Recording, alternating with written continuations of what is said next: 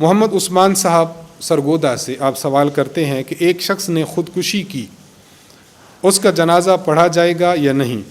اسی طرح اس کے لیے ایصال ثواب کر سکتے ہیں یا نہیں؟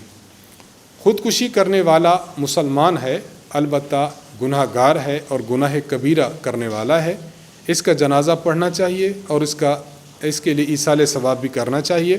البتہ علماء لکھتے ہیں کہ چونکہ اس نے ایک گناہ کبیرہ کیا ہے، بہت برا کام اور برا فعل سر انجام دیا ہے، اس لیے علاقہ بھر کے مقتدر علماء اور بڑے لوگ تو اس کی جنازہ نہ پڑھیں، البتہ اس علاقے کے عام افراد اس کی جنازہ پڑھ لیں۔